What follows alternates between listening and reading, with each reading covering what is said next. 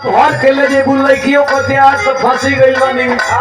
ऐसा बिहान हो खेले की कहते का अरे सांझे से का तू निहार तारा मोठावा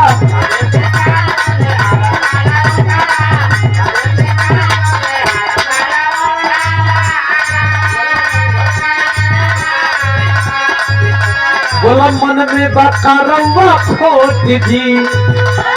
खाली तू नाली से बात करता रो लगे धरई बना नोट जी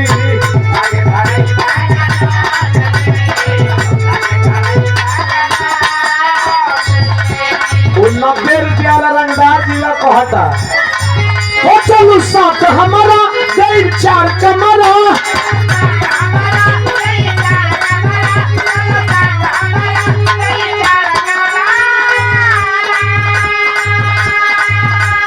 साथ हमारा देव चार कमरा एगो बेड कर पेटिया बिछावना फ्री हो एगो बेड कर पेटिया बिछावना फ्री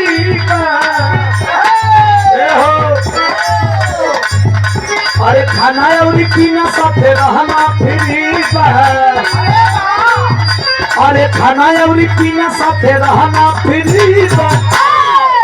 तोरा ला है 3 थाना गहना फ्रीदा खाना और पीना साथे रहना फ्रीदा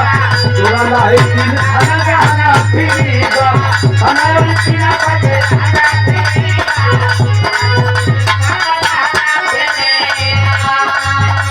अरे भाई बाटे बड़ी तीर छोड़ दे मारा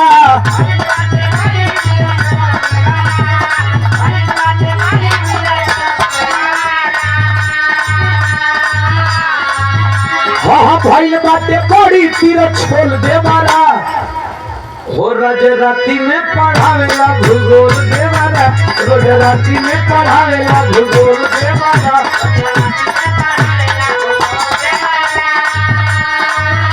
ये दुनिया बतावे बोल बोल दे मारा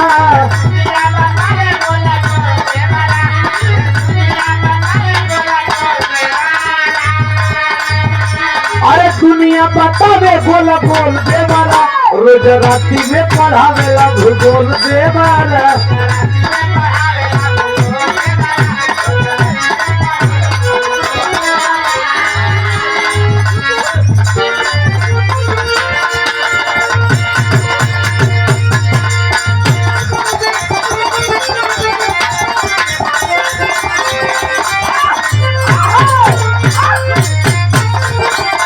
छोड़ दे मारा हो रोज राती में पढ़ावेला भूगोल दे मारा रोज राती में पढ़ावेला भूगोल दे मारा।